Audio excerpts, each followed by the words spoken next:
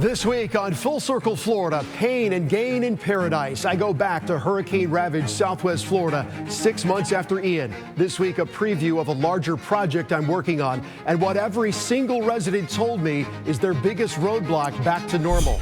New rules. We check in on Tallahassee as lawmakers churn out new legislation from the expansion of the Parental Bill of Rights and the so-called Don't Say Gay bill. And is anything being done to help Floridians fight inflation? I speak with Senator Blaise Ingoglia. The Fed and you, the Russian roulette game of raising rates to tame inflation. But the question, will it force a recession and lead to people losing their jobs? Keen insight from one of Tampa Bay's leading financial advisors. And the gloves are now off. Trump attacks DeSantis. DeSantis attacks Trump. The legal drama surrounding the former president. Welcome to Full Circle Florida. In the spirit of a dawning baseball season, if lawmaking were America's pastime, well, we're in the early innings of a long game. Week 3 of the legislative session saw advances on bills that cover everything from guns and the death penalty to expanded restrictions on what teachers are allowed to talk about in the classroom. All the while, the drama of Governor DeSantis and his potential White House run hanging in the backdrop. Capitol correspondent Forrest Saunders on the week that was and what it means going forward.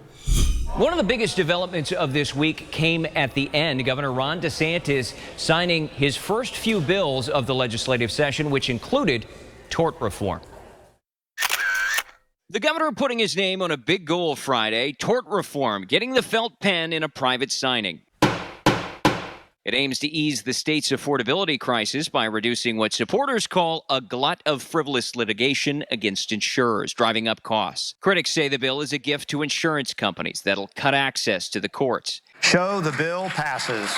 Other bills getting to the governor, the Live Local Act, offering programs and incentives to bolster the development of workforce housing, and universal vouchers, which open state-funded scholarships for private schooling up to all K through 12 students regardless of income, a divisive issue in the Senate. This is the issue I ran on, making sure that our kids get the education that they deserve. In a supermajority that's supposed to be fiscally conservative, I'm here to tell you objectively, you're not. Speaking of conflict, the governor and the former president in a war of words, a possible indictment of Trump prompting DeSantis to say this. And look, I don't know what goes into paying hush money to a porn star to secure silence over some type of alleged affair. I can't speak to that. Trump fired back in a series of posts, calling the one-time ally an average governor, and we don't want Ron as our president. These procedures, these treatments, do much more harm than good. GOP lawmakers also advanced their bill on gender dysphoria treatments for minors in a sweeping bill that restricts insurance coverage of them for adults. LGBTQ plus advocates dismayed. They don't listen. They don't care. I didn't expect any different today. I came to speak because I know it's important, but I knew that they weren't going to listen to us. The bill, with versions in the House and Senate, now closing in on floor discussion as session readies for week 4. Speaking of week 4, the 6-week abortion ban getting its final committee hearing over in the Senate. Plus, the House is going to be ready to vote on a bunch of education bills, including new start times for middle and high school students. That's the latest out here at the Capitol. I'm Forrest Saunders reporting. All right, joining us right now to make sense of it all, our political correspondent Susan McManus here with us right now. All right, so I feel like the cost of living theme kind of gets lost in the shuffle of the headlines. Are state lawmakers up there in Tallahassee doing anything that's actually helping people, something they can take home with them? They are, but it takes time for it to go through the budget process, and we won't read about a lot of those till the end of all of it. But they are doing things like some tax relief on particular young people and baby products that, cost a lot of money. That's a concern about the cost of living. Also, a lot of other tax breaks, affordable housing type of legislation, some environmental. There are things that they're doing that are going to be helpful, but it takes a while, and you can pass a bill, but you've got to have the money that goes with it.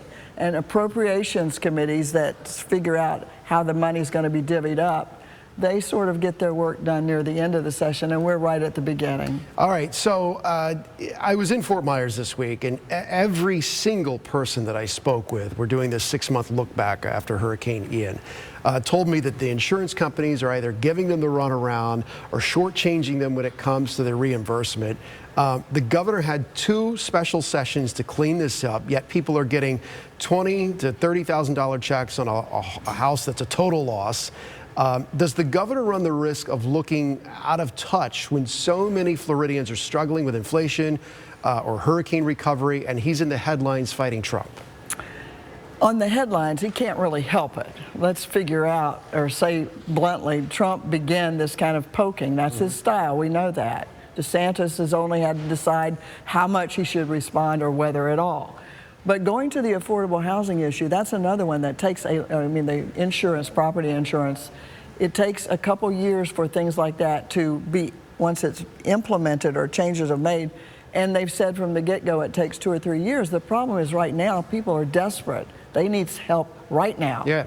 And obviously the governor, being the chief executive, is trying to get some things through the legislature, and he does run the risk. This is one of those issues that people don't forget. Is politics easy and governing hard?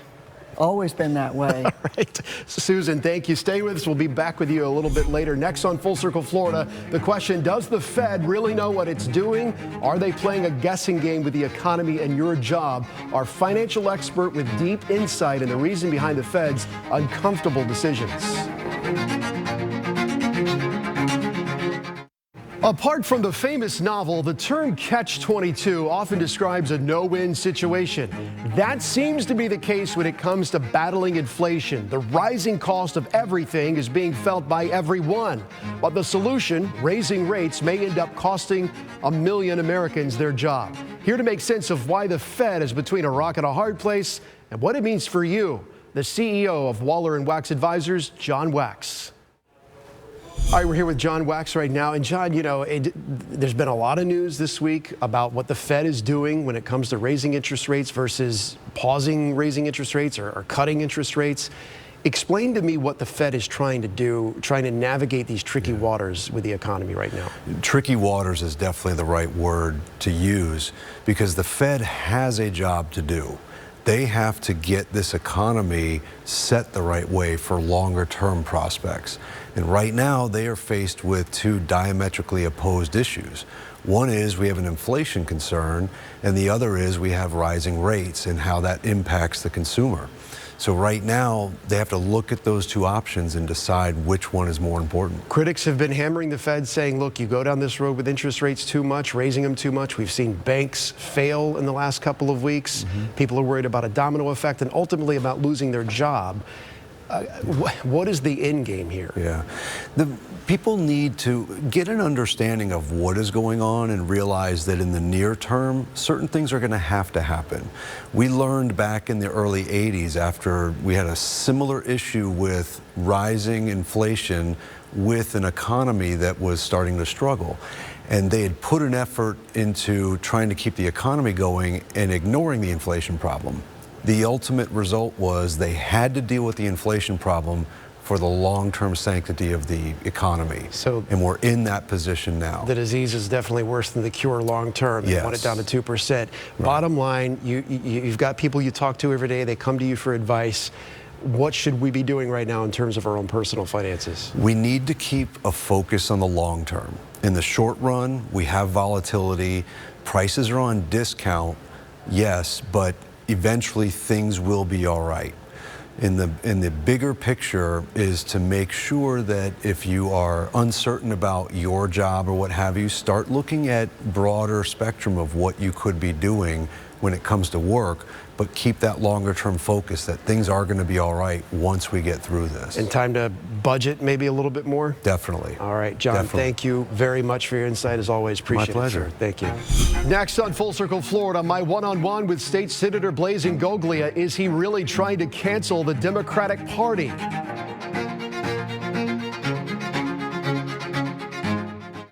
Welcome back to Full Circle Florida. You know, on this show, we do aim to get perspective from both sides of the political aisle. Some week it's the Democrats, some week it's the Republicans. Well, this week I spoke with Republican Senator Blaise Ingoglia about what lawmakers are doing and what it means for you.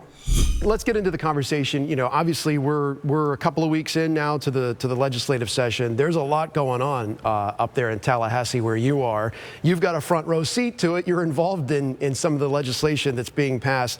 Where are we right now on some of the major issues that Floridians really care about? Because they're facing an uncertain economy. As you know, we've had several bank closures happen over this last week. People are worried about losing their job. They're seeing the interest rates continue to go up.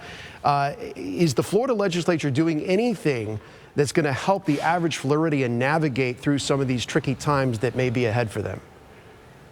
Well, look, the federal government is creating a lot of these problems, so we are facing some headwinds, but this legislature and the governor are doing everything that we can in order to put Floridians in a much better position than the rest of the United States. We've seen that with the last recession. We will continue doing it with this recession. Our economy is resilient. We've proven that time over time, and we're just going to continue to deliver results. There's a reason why people want to move here, and even in a tough economy, people are going to continue to move to Florida, which will then help us thrive when other states may not be. Senator, I was just down in Fort Myers the other day. I was talking to people who lost everything, particularly there on the coast in Southwest Florida. 6 months later, there's been a lot of progress, no doubt, but for a lot of folks, it's, you know, some folks have given up on their house, they've left, or they're living out of a camper on their lot where their house used to be. And to a person, they're telling me about insurance companies giving them the runaround. Do you see any relief coming their way in terms of any help that Tallahassee can send their way, or how do you help those folks out that are still hurting from Hurricane Ian? Well, if people are having specific issues with specific companies, I would suggest that they call the insurance advocate up here in the state and put it on their radar. Well, this governor and our Senate president, who is down from that area, her home got hit very, very hard. It is at the forefront of their mind. So if anybody can hear my voice right now, if you're having issues with the insurance company, please call your local state senator, your state representatives, call the Office of Insurance, and we'll make sure that those insurance companies are doing the right thing. And if they're not, we'll get involved. All right, so you're involved in the Parental Bill of Rights expansion of that bill. There's talk that they're going to expand it all the way to the 12th grade. Is this necessary? Critics are saying this is going to have a chilling effect on teachers and make students who identify a certain way feel uncomfortable and unsafe. Well, first, I'm not involved with that bill. That is that was sponsored by somebody else, and it doesn't go to the 12th grade. It goes up until the 9th grade. So it's pre-kindergarten up until 8th grade. And look, we're protecting the kids. I don't think anybody thinks that we should be talking about sexual orientation or such matters for little kids. Now, high school is a different question, different response. So that's why the bill doesn't have that. But as far as addressing people, what it says is that, look, we don't care if you and your friends want to call yourselves by preferred pronouns. You just can't compel somebody else to do it. You cannot have a teacher compel other students to call another student by their preferred pronouns. And that's what it is. It's okay if they want to do it voluntarily, but we're making sure that nobody has to do it. All right, the Democratic Party sort of cancel bill that you proposed, is that tongue-in-cheek? Tell me what the impetus behind that bill is, and where do you see that going? Well, there's no House sponsor, but it's not tongue-in-cheek. It's not going to go anywhere, but it really brings up a point that I think needs to be driven home. You know, leftists, Democrats, for the most part, have been trying to cancel people, places, and things, cancel culture, for a while now. And a lot of that is tied back to things that they have done, particularly when it involves slavery. So it's sort of hypocritical that you have leftist Democrats want to cancel things and rename buildings and tear down statues when the Democrat Party itself and their own party platforms numerous years, for decades, advocated not only for slavery, but the expansion of slavery. So I'm calling out the hypocrisy of the Democrats in regards to this issue. Got it. I got 5 seconds left, Senator. Bottom line, the death penalty bill that you also sponsored, is that going to pass? Death penalty bill is going to pass. It is probably going to be 8-4, a supermajority, with the ability of a judge to override the death sentence to a life sentence, which is currently in law right now. All right, Senator Blaise Ingoglia, thank you very much for your time, sir. Appreciate it as always. All right, let's bring Susan back in. So the subtext of what's happening up in Tallahassee right now is Governor Ron DeSantis and his yet to be announced run for the White House. This week, things got a little more heated between DeSantis and Trump. Is the governor winning this exchange right now? There are very different schools of thought on that. Some say, yes, he is. The way that he's playing it is not to get into the tit-for-tat, really slash and burn mode right now with Trump. Just let Trump poke at him a little bit. So there are some that say that DeSantis is being very strategic. There are others say, no, you can't. You got to go after him right now. You got to be tough. You got to look like you're taking him on. And then there's yet another school which says, well, you're a Republican. Your first job should be to defend Trump, the former president, the Republican. Very different schools of thought about all of it. That's a hard line to walk. Trump's legal battles only seem to be mounting. At what point does his base say, you know, I voted for you twice, but I need a new car? And DeSantis is a fresh set of wheels. That's a big question, too. But we know from a lot of polling, historical polling, that around 35 to 40% of Republicans say that they will vote for Trump no matter what. So that leaves a bigger field for DeSantis to have to maneuver through. But we don't know the impact of an arrest or an indictment. There again, though, it's problematic because you don't know how long it would take before anything went to trial. We know sometimes it could take years and the campaign could be over. This is just like a giant guessing game, but the stakes are so high for the candidates, but most of all for the American public. And Trump has said he's going to run no matter what, whether he's indicted or not. Well, if Trump falls out of contention because of his legal problems, conventional wisdom would suggest that that's good for DeSantis. But is there a crack in that logic?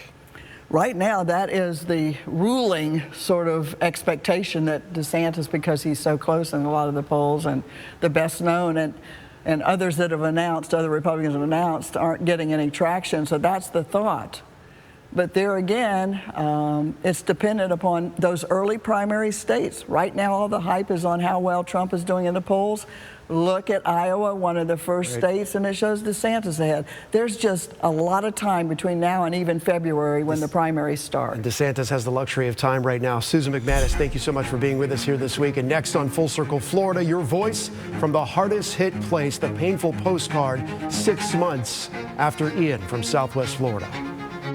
Finally, here on Full Circle Florida, your voice and a preview of a much larger special project we're working on here. This week, I revisited some of the hardest hit places 6 months after Hurricane Ian. What keeps you going? I mean, you had the pandemic, then the hurricane. A lot of people would give up. What keeps you going? Well, it's not in my nature. You know, everybody's different. You know, I'm a survivor of Vietnam. You know, so, you know, it's just not in, I don't know what the word means. Yeah. And if we give up, you know, what do you do then? You know, I mean, I feel that I'm very fortunate. My body tells me when I need to stop and when I need to, but I enjoy doing what I do, and that's helping my neighbor, my community.